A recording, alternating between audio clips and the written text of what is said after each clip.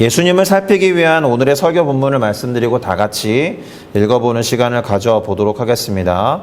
오늘의 설교 본문은 빌립보서 2장 5절부터 12절이죠. 제가 아마 설교 본문을 준비하는 것 중에 가장 긴 본문이라고 생각합니다. 그래서 다 읽지는 않을 테고요. 빌립보서 2장 5절에서 8절까지만 읽어보도록 하겠습니다. 다만 오늘은 현대인의 성경 버전으로 준비를 했다라는 점을 계속 말씀드리겠습니다. 오늘 읽는 모든 성경 구절은 현대인의 성경 버전이에요. 자, 그러면 같이 읽어보겠습니다. 여러분은 그리스도 예수님과 같은 태도를 가지십시오. 그분은 원래 하나님의 모습을 지니고 계셨지만 하나님과 동등하게 되려고 생각하지 않으시고 오히려 자기의 모든 특권을 버리시고 종의 모습으로 사람들과 같이 되어 사람의 모양으로 나타나셨으며 자기를 낮추시고 십자가에 달려 죽기까지 순종하셨습니다. 아멘. 자, 저는 우리가 방금 함께 읽은 이 빌립보서 2장 5절부터 8절을 가지고 나아가서는 12절까지일 텐데 순종하셨기 때문에 오신 것이다 라는 제목으로, 순종하셨기에 오신 것이다 라는 제목으로 순종의 인물 시리즈로서의 가장 정점에 계신 예수님에 관한 이야기를 함께 해보고 그 안에서 우리가 실천할 수 있고 또 삶에 적용할 수 있는 순종의 원리를 깨달아 보고자 합니다. 그러니 그런 마음을 동일하게 품어보시고 결단하고 다짐하는 의미에서 설교 제목을 따라 읽어주시면 좋겠습니다. 순종하셨기에 오신 것이다. 순종하셨기에 오신 것이다. 순종하셨기에 오신 것이다. 순종하셨기에 오신 것이다. 아멘. 자, 오늘은 다른 이야기를 할 겨를도 없이요. 예수님께서 들려주셨던 포도원 주인과 그 농부들, 성경은 그들을 소작농 또는 소작인이라고 번역을 해놨는데요. 그들에 관한 이야기를 하면서 시작을 좀 해보도록 하겠습니다. 자, 일단 어떤 사람이 포도원을 만들었습니다. 만든 사람이 주인이죠. 포도원 주인이 포도원을 만들어 놓고 이 포도원을 잘 농사를 짓고 경작할 사람들을 모아서 농부로 삼았어요. 그리고 그들에게 세를 받기로 하고 다른 나라에 가서 머물게 됩니다. 싱가포르에서 흔히 볼 수 있는 일이죠. 우리가 사는 집들의 집주인이 싱가포르에 없는 경우가 많죠. 그 집의 집주인의 집이기 때문에 사용하는 사용료를 내고 우리는 월세로 사는 겁니다. 근데 이 사람들도 땅이 없는 관계로 포도원의 주인에게 세를 내고 농사를 짓고 농사를 지은 것의 일부만 자기가 갖고 대부분은 사실 포도원 주인을 위해서 남겨놓고 잘 보관하고 관리하고 있다가 필요할 때 또는 정기적으로 포도원 주인에게 세를 내듯이 이 포도 농작물을 줘야 하는 의무가 있는 거죠. 오늘날처럼 무슨 문서에다가 계약서를 썼는지는 알 수 없고 그 계약서를 대행하는 에이전트들이 있는지는 모르겠지만 그렇게 계약 관계를 맺고 이 농사는 시작된 거예요. 이 포도원 이야기는 그렇게 시작된 겁니다. 자, 농사를 지었는데 포도원을 거둘 때쯤 돼서 주인이 당연히 자신이 받아야 되는 몫을 포도로 받기 위해서 멀리 떠나 있었기 때문에 그와 함께 있었던 종 중에 한 명을 그 포도원으로 보낸 겁니다. 가서 포도를 새로 받아서 돌아와라, 이런 명령을 준 거예요. 문제는 어떤 것에 있습니까? 주인이 보낸 종을 받은 그 소작농들이 이 주인이 보낸 종을 때려서 그냥 돌려보낸 거예요. 어떤 것이 읽힙니까? 여기에 어떤 메시지가 담겨 있어요? 주인에게 세를 내지 않겠다. 그런 거죠. 조금 심하게 말하면 토지를 주인으로부터 자기 맘대로 강탈해서 사용하겠다. 우리가 렌트를 해서 집에 머물고 있는데 집주인에게 렌트비를 내지 않고 렌트비 달라 라고 에이전트를 보냈는데 돌아가라 그리고 몇 대 때려서 보낸 거랑 똑같은 거예요. 그러면 이제 싱가포르 정부가 보호를 해주기 때문에 우리는 당연히 쫓겨날 텐데, 세입자들이. 여기에서는 그런 일이 벌어지지 않아요. 그래서 주인이 하는 수 없이 두 번째 종을 보내요. 그랬더니 그 소작인들이, 그 농부들이 그 종을 때리는 것도 모자라서 이제는 온갖 모욕을 다 준 다음에 돌려보냈다라는 거예요. 이어서 주인은 은근과 끈기로 세 번째 종을 보내죠. 그러나 그 세 번째 종도 상처를 입고 쫓아냄을 당해서 아무런 새도 거두지 못하고 아무런 포도의 산물도 얻지 못하게 됩니다. 자, 이쯤 되면 주인이 또 다른 종을 보내기도 쉽지 않아요. 그렇지 않겠습니까? 종의 입장이 되면 가기도 되게 힘들 것 같아요. 내가 갔다가 이제는 죽는 거 아니야? 이런 생각이 들 겁니다. 주인 입장에서도 또 다른 종을 보내는 것, 가봐, 가라고 이렇게 명령을 하기도 쉽지 않습니다. 그렇지 않겠습니까? 그래서 고민을 거듭한 끝에 내가 사랑하는 아들을 보내야겠다. 이렇게 결정하는 거예요. 그래도 내 아들이니까 내 아들만큼은 저 사람들이 존중해 주겠지. 이렇게 생각하고 보냈지만 소작인들의 생각은 달랐던 거죠. 야, 이 사람이 상속자래. 그러면 이 사람 죽여버리자. 그러면 주인의 유산이 우리의 것이 될 거야. 세상 어떤 천지에 이런 법이 있습니까? 그렇죠? 자, 이렇게 서로 말하고 의논하고는 주인의 아들을 포도원 밖으로 끌어내서 죽였다라는 이야기입니다. 그동안에는 종들을 그저 때리고 겁박하고 그 다음에 모욕을 줘서 돌려보낸 것으로 그쳤던 사람들이 이제는 아들을 죽였다라는 겁니다. 그러면 이 포도원 주인은 어떻게 해야겠습니까? 이렇게 물어요, 예수님이. 답을 하지 못하는 사람들 앞에서 그 소작인들을 다 죽이고 포도원은 충성할 수 있는 다른 소작인에게 맡길 거다라고 말씀하시면서 이 비유는 끝납니다. 많이 들어보신 이야기입니까? 아니면 처음 들어보셨습니까? 만약에 영화나 드라마로 만들면 어떻게 될 것 같습니까? 보는 사람들이 분통을 터뜨리면서 오늘 내 심박수를 체크할 거야 뭐 이러면서 심박수 체크하고 인스타그램에 올리고 이러겠죠. 그런 이야기를 하신 거예요, 예수님이. 그런데 왜 예수님께서 이와 같은 말씀을 하신 것일까? 또 우리는 이 이야기를 듣고 또 읽으면서 무슨 생각을 하게 될까? 아, 예수님이 사실은 당신에게 닥칠 이야기를 하신 것이구나. 이게 가장 FM적이고 정기적인 해석입니다. 그런데 조금 더 이 비유 이야기를 하면서 질문을 하나 던져보면 어떨까요? 내가 만약 포도원의 주인의 아들이라면 아버지의 뜻, 그 아버지의 명령을 듣고 그 소작인들에게 자기 아버지의 땅에서 땅을 얻어서 농사를 짓는 그 농부들에게 과연 갈 것인가? 어떻습니까? 가기로 결정한다면 왜 가겠습니까? 또는 안 가겠다면 왜 안 가겠습니까? 그 이유를 생각해 보시겠습니까? 우리들의 상황에 이것을 대입해 가지고 나는 어떻게 할 것이고 나는 그렇게 행한 이유가 이것이야 라고 한번 말해 보시겠습니까? 속으로. 아마도 우리 안에 여러 가지 생각들이 떠오를 텐데 그 생각들을 정리해 보면 대충 이런 식이 될 겁니다. 아, 아버지 명령이니까 가기는 해야겠다. 게다가 그 포도원은 우리 집 재산이잖아. 세를 받는 것도 당연한 일이고 세를 받기 위해서라도 가야겠다. 그런데 그 소작인들의 지금까지 했던 행태를 보아하니 내가 가도 별 소용이 없을 것 같은데 혹시 나도 죽는 것이 아니야? 그치만 그 소작인들은 잘못하고 있는 게 맞잖아. 처벌받아야 한다고. 그래야 정의가 실현되지. 정의의 실현을 위해서라도 나는 가야겠다. 게다가 나는 주인의 아들인데 뭐 어떻게 하겠어? 나를 죽이기라도 하겠어? 이런 생각들이 오고 가겠죠. 그리고 드디어 결단을 내려요. 죽기를 각오하고 아버지의 뜻을 받들어서 그 명령에 순종해서 그 소작인들에게 갑니다. 그러나 이미 결론을 알고 있죠. 그렇게 죽기를 각오하고 갔던 아들은 죽임을 당하고 맙니다. 슬픈 일이 벌어지고 우리들의 분노 게이지는 상승해요.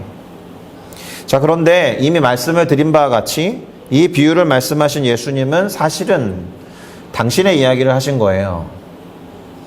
예수님도 죽음을 각오하고 하나님 아버지의 뜻에 순종해서 이 땅에 오셨다라는 거죠. 예수님이 아기 예수의 모습으로 이 땅에 오신 것을 기념하는 날이 크리스마스예요. 자, 기념한다. 그럼 뭘 어떻게 기념해야 되죠? 기념한다라고 하면 우리는 무엇을 해야 합니까? 또 그래야 하는 이유가 뭐죠? 답을 이미 내려놨죠. 노란색 글씨로. 예수님의 순종 때문에 그렇다라는 건데요.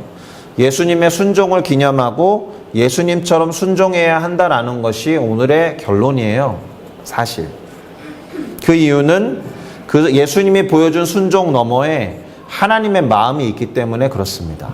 진정한 즐거움, 우리가 merry 해야 하는 것은, 우리가 happy 해야 하는 것은 예수님의 순종 너머에 있는 하나님의 어떤 마음 때문에 그렇다라는 거예요. 일단 결론부터 말해보면은 제목이랑 같은데요.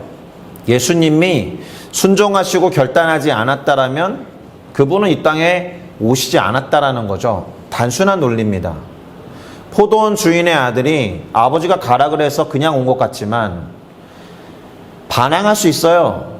거부할 수 있어요. 그리고 아버지한테 아버지의 마음을 놓고 호소할 수 있잖아요. 아버지, 제가 가면 죽어요. 그래도 저를 보내시겠어요? 안 갈 수 있단 말입니다. 그런데 죽음을 무릅쓴다라는 그 말 뒤에는 죽음에도 불구하고 그 죽음을 무릅쓰고라도 나는 가겠다. 아버지 뜻이니까 라는 순종이 들어있는 거예요.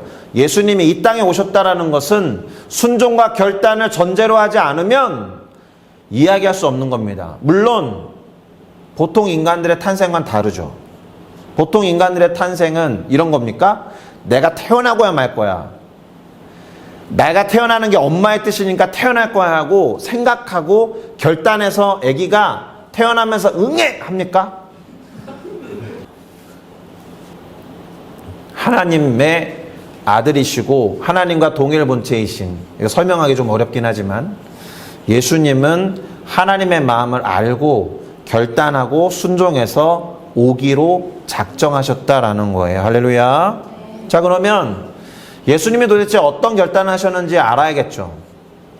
그분이 도대체 무엇에 순종하려고 무언가를 결단했는지 살펴봐야겠죠. 오늘 설교 본문 빌립보서는 사도 바울이라는 사람이 빌립보라는 도시에 있는 교회와 성도들에게 쓴 편지를 말합니다.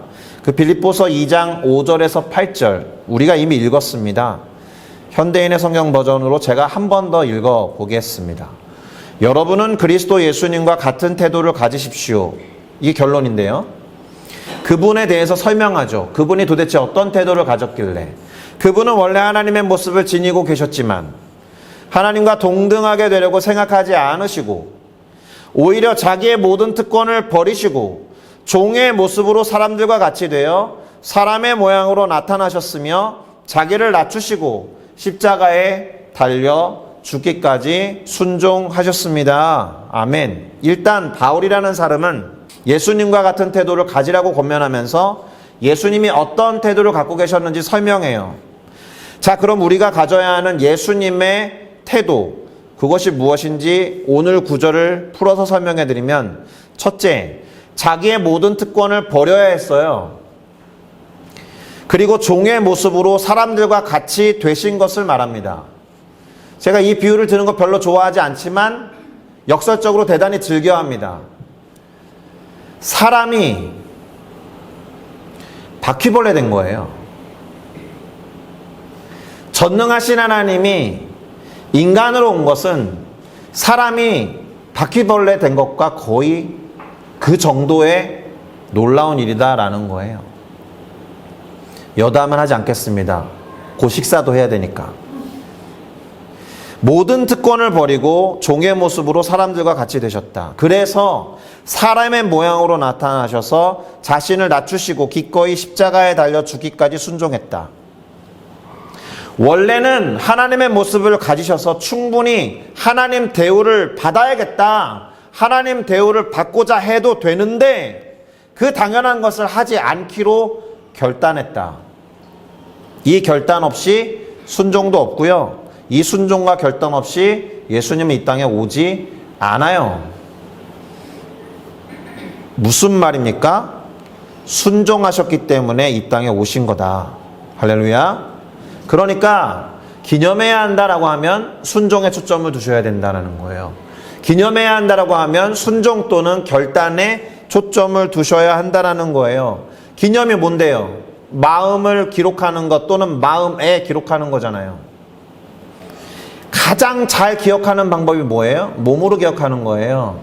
누군가 했던 걸 그대로 따라 할 때 잘 기억나고 잘 기록돼요. 그게 기념이라고요. 그러면 예수님의 탄생을 기념합시다라고 하면 뭐겠어요? 예수님처럼 다시 태어나야겠어요?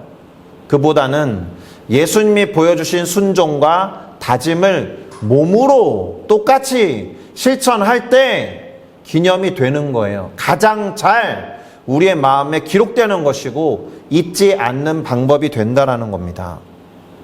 물론 예수님이 그렇게 순종하심으로써 얻게 된 베네핏이 있어요. 좀 이상하지 않아요? 그 베네핏을 얻기 위해서 예수님이 그렇게 하셨다라고 해석하면 안 되고요. 오늘 이 구절에, 뒷구절에 예수님이 순종하시고 이 땅에 오심으로 인해서 벌어진 일들이 있습니다.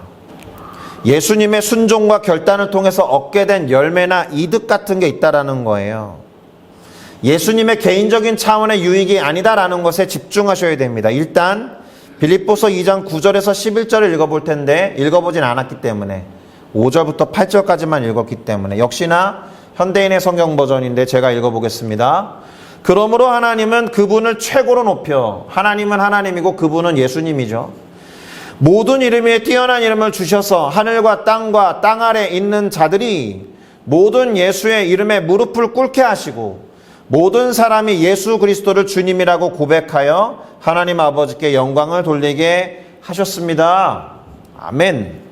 정리를 해보면 이렇게 될 겁니다. 우선 하나님이 스스로를 낮추고 죽기까지 순종했던 아들 예수 그리스도를 높여주셨다. 그래서 그 이름을 세상에 존재하는 그 어떤 이름들보다 가장 뛰어나고 높이 올려주셨다. 이런 뜻입니다. 예수님 다 잘 알아요, 사람들이.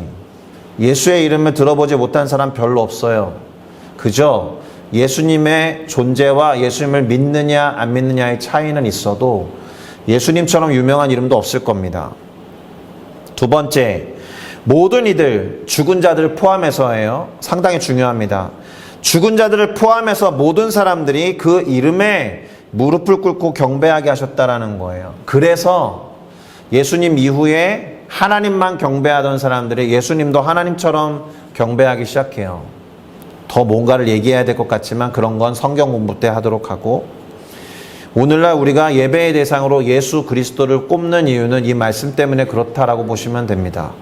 세 번째로 모든 사람이 예수 그리스도를 주님이라고 고백함으로써 하나님이 영광을 받으신다라는 거예요. 조금 설명이 필요합니다. 하나님께 영광을 돌린다라는 것은 영광의 주인이 하나님이다라는 뜻입니다. 처음 듣는 일입니까? 영광을 드립니다라는 표현보다 성경에 나오는 영광을 돌립니다라는 표현이 조금 더 맞는 거예요. 돌린다라는 것은 되돌려주다 이런 뜻이거든요. 내가 어떤 일을 했는데 칭찬받았고 보상받았고 상을 받았다. 그러면 이 모든 영광을 하나님 때문에 가능한 일이었으니 하나님께 돌려드립니다. 이 개념이에요. 그런데 모든 사람이 예수 그리스도를 주님이라고 고백하면 하나님 아버지께서 영광을 받으신다는 거잖아요. 이 말은 하나님께 많은 사람들이 영광을 돌리지 않는다라는 뜻이죠. 하나님이 영광의 주인이라는 사실을 모른다라는 뜻이죠. 하나님이 모든 것을 소유한 만유의 주라는 것을 모른다라는 것이죠. 하나님이 창조주라는 것을 모른다라는 것이죠. 하나님이 만왕의 왕이다라는 것을 모른다라는 뜻입니다. 그런데 그것을 알 수 있는 유일한 방법은 예수 그리스도를 주님이라고 고백하면서 하나님의 자녀와 하나님 나라의 백성이 되면서부터 가능한 일이 된다라는 겁니다. 성경은 그렇게 기록해 놨어요. 한 번, 두 번 이벤트성으로 단발적으로 어려운 일이 닥칠 때 하나님 찾을 수 있죠. 그런 사람 많죠. 하나님도 찾고 불교의 신도 찾고 인도의 신도 찾고 무슬림의 신도 찾고 어쨌든 도와주세요. 그러나 하나님이 제대로 영광을 취하시려면 영광의 주인에게 제대로 주소를 찾아가야죠. 그 영광이 하나님을 알아야 한다는 것이고 하나님의 자녀로 구원을 얻어야 되기 때문에 그런 거예요. 예배와 영광 돌림은 그래서 확산되어야 하는 겁니다. 우리가 지금 이 자리에 있는 20에서 30명의 사람들이 성탄절 날 다른 사람들은 다른 곳에 가서 놀 수도 있는데 예수님 앞에 나와서 그분의 영광을 드높이고 하나님을 영화롭게 하는 이유는 하나님의 자녀가 되었기 때문에 그런 거잖아요. 예배하지 않는 이들을 예배하게 하는 것이 전도이자 선교예요. 그래서 온 세계의 예배가 회복되면 선교는 사라집니다. 선교사 직업은 사라져요. 온 세계의 온 모든 사람들 가운데 예배가 회복되면 가장 먼저 없어질 직업은 선교사예요. 이 말은 예수님의 순종이 하나님께 영광을 돌리게 만든 첫 번째 작업이었다. 하나님이 그렇게 계획하시고 의도하셨다는 뜻입니다. 그리고 예수 그리스도께서 그것을 이루셨다는 것입니다. 자, 예수님의 순종을 통해서 하나님이 원하시는 바가 무엇인지가 여기에 드러나 있는 거죠. 그럼 이제 뭐가 남느냐? 하나님의 뜻대로 살아가는 게 남는 거예요. 다시 말해서 이제 기념한다라고 할 때 그분이 하신 대로 우리가 따라가고 행동으로 실천하는 것이 남는다. 그래서 오늘 설교 본문으로 읽지는 않았지만 결론 부분 빌립보서 2장 12절이 이런 이야기를 합니다. 사도 바울이 이 빌립보 교회의 성도들에게 요구한 것이 있어요. 저는 이 말씀을 묵상하면서 이것이 성탄절을 맞이해서 예수 그리스도를 기념하고자 하는 우리에게 필요한 일이겠다라는 결론에 이르렀습니다. 그것이 무엇인지 12절을 한번 읽어보겠습니다. 제가 읽을게요. 사랑하는 여러분, 그러므로 여러분은 내가 그곳에 있을 때뿐 아니라, 여기서 나는 바울을 말하는데요. 바울이 빌립보 교회에 있었을 때뿐만이 아니라 내가 그곳을 떠나서 없는 지금에도 더욱더 당신들은 두렵고 떨리는 마음으로 여러분의 구원을 계속 이루어 가십시오. 이렇게 당부합니다. 뭐라고 말했다고요?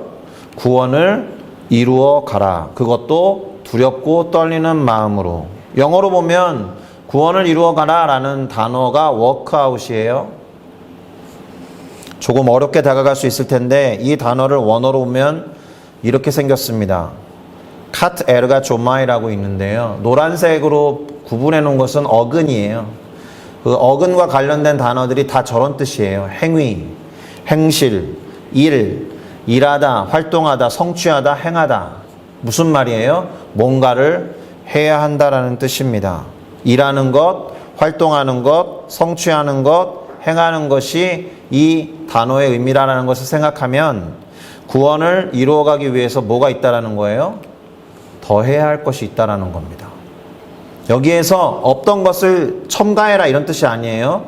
원래 복음에다 다른 거 섞어서 짬뽕해라, 다른 복음 말해라 이런 거 아니고요. 거듭난 다음에 어린아이로 계속 사는 게 아니라 자라나고 성장하면서 예수님처럼 행해야 하는 뭔가가 있다라는 뜻이에요. 예수 믿고 천국 가죠? 그걸로 끝이에요? 아니에요. 그렇게만 전했기 때문에 교회와 기독교가 욕먹고 있잖아요. 우리의 삶이 변화되지 않았으니까. 구원받았으니까 끝이야. 아니에요. 두려움과 떨리는 마음으로 구원을 이루어가라. 해야 할 게 있다. 이렇게 말씀하셨다라는 겁니다. 이제 정리하는 작업을 진행해 보겠습니다. 우리가 더 해야 할 뭔가가 있다. 그 이야기를 꺼내기 위해서는 사도 바울이 왜 이 빌립보서 2장 5절에서 8절 이야기했는지를 한 번 더 확인할 필요가 있는데요. 첫 줄만 확인하면 돼요. 여러분은 그리스도 예수님과 같은 태도를 가지십시오. 이 얘기를 해야만 하는 이유와 상황이 있었다라는 거예요. 그럼 제가 어디로 갈 것 같아요? 빌립보서 2장 5절에서 8절이 저렇게 시작했으니까 1절부터 4절을 보겠죠. 1절부터 4절을 그냥 바로 읽겠습니다. 그리스도 안에서 여러분은 서로 격려하고 있습니까? 그리스도의 사랑으로 서로 위로하며 성령으로 교제하고 있습니까? 그리고 서로 친절과 동정을 베풀고 있습니까? 그렇다면 한마음 한뜻으로 같은 사랑을 가지고 하나가 되어 제 기쁨을 충만하게 해 주시겠습니까? 설명을 좀 하면 여러분 안에 격려가 있습니까? 훌륭합니다. 충분히 기쁩니다. 여러분 안에 사랑으로 서로 위로하고 성령으로 교제하는 일이 있습니까? 훌륭합니다. 제 마음도 기쁩니다. 여러분도 기쁠 겁니다. 여러분 안에 친절과 동정을 베풀고 있습니까? 충분합니다. 훌륭합니다. 제 마음도 기쁩니다. 그런데 더 제 기쁨을 충만하게 하기 위해서 필요한 게 있습니다. 그런 것들을 하되 그런 것을 할 거라면 한 마음과 한 뜻으로 같은 사랑을 가지고 하나 되어서 해주십시오. 이 얘기예요. 그리고 덧붙입니다. 무슨 일을 하든지 다툼이나 허영으로 하지 말아 주십시오. 정확하게 한 마음과 한 뜻과 같은 사랑과 반대되는 말이죠. 겸손한 마음으로 자기보다 남을 낮게 여기며가 아니고 낮게 여기며 자기 이익만 생각하지 말고 남의 이익도 생각해 주십시오라는 이 말을 하고, 그러니까 그리스도의 태도를 가지십시오라고 한 거예요. 그러면 이 이야기가 그리스도의 태도다라는 거죠. 이렇게 정리할 수 있습니다. 예수님과 같은 태도를 가지고 두렵고 떨리는 마음으로 구원을 계속해서 이루어가는 것에 필요한 것들을 해시태그로 달아보면 이런 거예요. 서로 격려하는 것, 그리스도의 사랑으로 서로 위로하는 것, 성령으로 교제하는 것, 서로 친절과 동정을 베푸는 것. 사실은 이런 것이 있거든 그것으로도 참 기쁘고 좋은데, 더 충만한 기쁨을 위해서는 그것에다가 한 마음과 한 뜻과 같은 사랑과 하나된 마음으로 해주십시오. 다툼이나 허용으로 하지 말고 겸손한 마음으로 자기보다 남을 낮게 여기면서 특별히 자기 이익만이 아니라 남의 이익을 생각하라 라고 한 것에 방점이 있습니다. 자기의 이익만이 아니라 다른 사람의 이익을 생각해라. 여기에 크리스마스의 대명사 산타클로스가 등장해요. 산타클로스가 예수님 많이 대체해버렸죠. 산타클로스가 더 예수님보다 크리스마스 때 더 많이 생각나죠. 어딘가 데코레이션 해놓은 거 보면 아기 예수가 있기보다는 산타클로스가 많죠. 그래서 제가 읽었던 thread, 요즘에 시작했는데 글을 쓰고 있지는 않지만 거기에서 어떤 분이 그런 글을 적었습니다. 오늘 주보에 실어놨으니까 읽어보세요. 우리가 크리스마스 때마다 사람들이 예수님보다 산타클로스에 주목하는 걸 안타까워한다.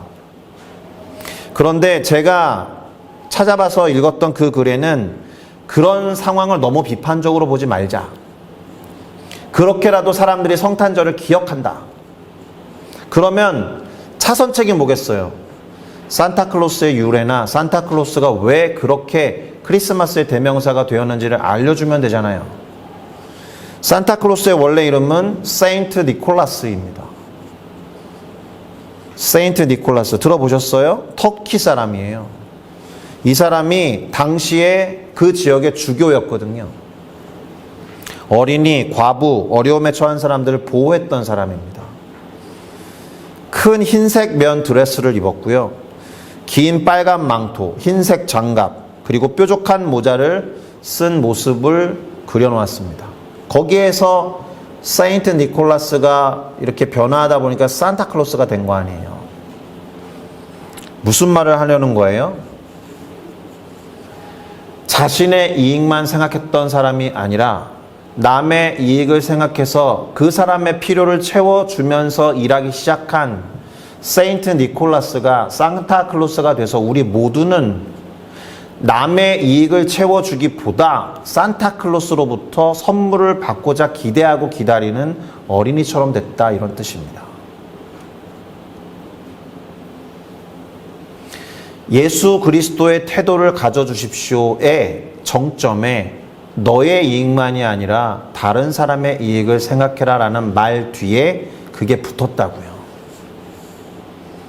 그러고 보면 예수님이 가장 큰 선물로 이 땅에 오셨어요. 믿으십니까? 왜요? 모든 인류에게 공통적으로 있는 결핍이 있잖아요. 구원받아야 되잖아요. 죄의 문제를 해결해야 되잖아요.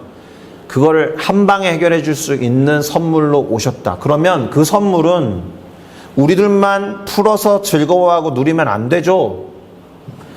가장 위대하고 가장 큰 선물 예수님을 누구나 풀어 헤쳐서 사용할 수 있게 해줘야죠. 복음을 이 교회 건물 안에 가두고 다른 사람의 이익을 위해서 던져주지 않으면 산타클로스로부터 선물만 기대하고 있는 어린이와 같다. 자기의 이익만 생각하지 말고 다른 이의 이익을 생각해라 라는 구절 뒤에 그러므로 예수 그리스도의 마음을 품어주십시오 라고 했다고요. 그러니 우리는 그렇게 거듭난 이후에 예수께서 오셔서 우리를 구원하신 이후에 자라야죠. 성장해야죠. 어른이 돼야죠. 더 해야 될 것이 있다라는 것을 생각하시고 구원을 계속해서 이루어가야 하는데 가장 중요한 건 다른 일을 생각하는 것에 있다. 할렐루야. 그래서 예수님을 기념하는 가장 좋은 것은 그분의 순종을 따르는 것이라 그랬잖아요. 죽음을 무릅쓰고 안 가도 되는데 다른 일을 위해서 죽어가는 영혼들을 위해서 기꺼이 오셨던 그 순종. 이제부터 우리는 그래서 크리스마스 뒤에다가 순종을 반드시 붙여야 합니다. 안 가도 된다고요. 예수님 안 오셔도 돼요. 근데 죽으러 기꺼이 오셨잖아요. 모든 사람들의 이익을 위해서. 그걸 뭐라 그래요? 사실은 공익을 위해서. 영적인 공익은 구원에 이르게 해야 하는 거예요.